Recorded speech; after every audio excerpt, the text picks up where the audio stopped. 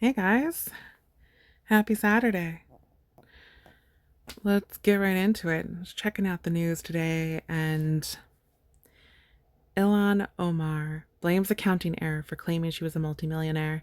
So she had previously stated that she was a multimillionaire, and when everybody was outraged because she couldn't be a multimillionaire if she was only getting the amount that she's supposed to get, and I don't remember what that was, so I won't make up a number or anything. Um, But now she's claiming that that was incorrect and it was an accounting error. So she suddenly realized maybe I'm not a millionaire. Oops, nope, sorry guys, didn't mean that. Take it back. But that's because President Donald Trump and the House Republicans called for investigations. Omar disclosed last year that she and her husband held assets of between 6 million and 30 million. That is very, very specific. Very specific. I mean, not incredibly like 4.5 million. No, but that is a very specific number. 6 million and 30. That's, yeah. Anyway, that represented a massive rise in wealth from a previous annual filing. So that is from 1 year. So the previous annual filing was significantly less. So she jumped up massive millions in 1 year.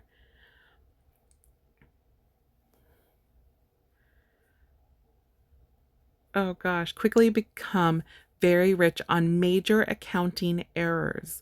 Like she doesn't know what she makes. I'm so confused. An amended filing viewed by the journal shows that she and her husband assets to be only 18,000 to 95,000. That is a huge gap.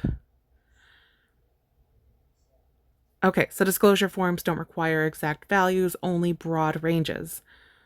Omar's husband, Tim Minett, former political consultant, is not like her brother or something, is involved in several businesses according to the disclosure forms. They include a venture capital management firm in DC and a winery in Santa Rosa, California. Okay? Previously, their worth was listed between 6 million and 30 million, but in the amended filing, they are shown to have no value once liabilities are included. Gosh, the scamming going on right now all over the entire country with the foreigners, the people that aren't from here, that don't have American values. It's just insane.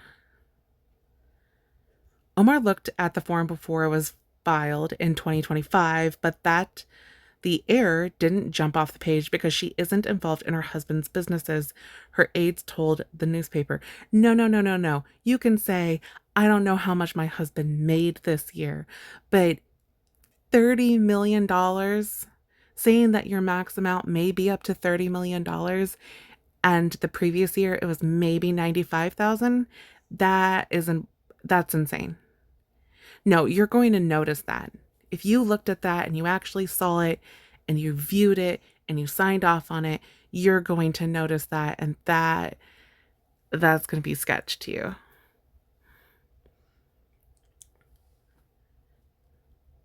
Okay, the amended disclosure forms that we've all said all along, the Congresswoman is not a millionaire, said Jacqueline Rogers. Why is she speaking up for somebody else?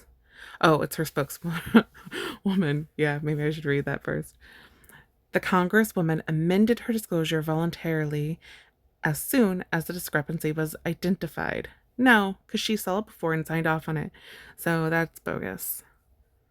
And she didn't have somebody look over it first. Like she doesn't have professionals. No, I call BS. I call that this is bogus, and something's not right here. The revised filings are in response to a March letter Omar received from the Office of Congregation. Gosh, why can't I talk today? Office of Congressional Conduct, the OCC. a nonpartisan entity charged with receiving and reviewing allegations of misconduct by House members and staff. A Washington lawyer representing Omar responded in a letter to the OCC that the inaccurate filing was unintentional. As the busiest of people, it is very common for members and their spouses to rely on learned professionals like accountants to make calculations and determinations that appear on public filings. The letter quoted by the journal. Yeah. No. That's okay. So you hired a bunch of frauds, or you hired a bunch of incompetent accountants? I can't imagine somebody in the house hiring incompetent accountants. That doesn't sound right. That doesn't add up. Math isn't math in here. And shouldn't there be a list of accountants that work with the Senate, the House, the Congress, etc.? Anyway, while the error is, of course, unfortunate, there is nothing untoward and nothing illegal has occurred. I don't think we can state that yet. The newspaper also reported that amended filings aren't uncommon. Yeah, for maybe like a $20,000 changed. Or if you're a multimillionaire and you're raking in millions by the day or every couple of days, yeah, maybe a few million will be off. Not when you're reportedly stating it's under $100,000 and now it's jumped to 30 million. That's absurd.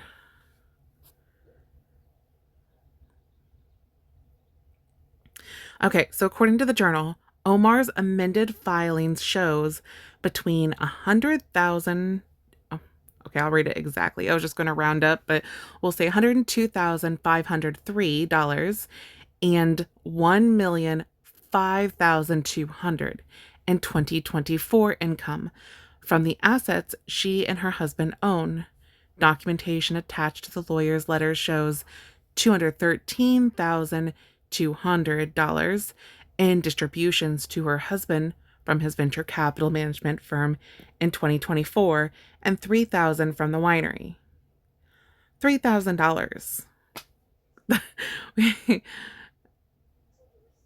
$200,000 in distributions to her husband from his venture capital. Okay, so she thought the previous year was $200,000, give or take, a little under, but $200,000 in 2024 from her husband's business. And she said, "Oh, I don't know how much my husband makes. $30 million sounds accurate," when the previous year is 200,000. That's crazy. And 3,000 from the winery. She's not making bank on the winery. Let's put that. Okay, so a 2025 email between Omar's husband as an accountant states the venture capital management firm is valued at $7.9 million and the winery at $1.5 million. He owns roughly a third of both businesses, according to the tax document included in the lawyer's letter. Okay. That's absolutely crazy. The winery is 1.5 thousand, but the previous year was 3,000. Or sorry, 1.5 million, and the previous year was 3,000. This is this is absolutely crazy.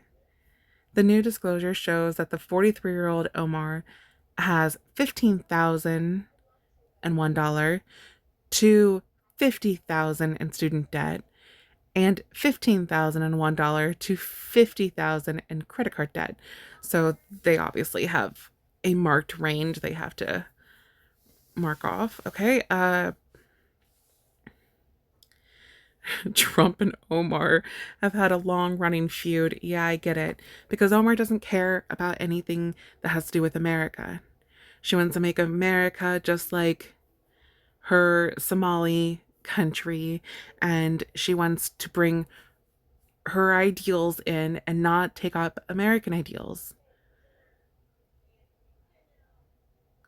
That it's just crazy. Like, she has no love for America. She has no love for American people, and she looks down on American people. We can't have somebody like that in a political office. This is crazy. And there's definitely some wild scamming going on here.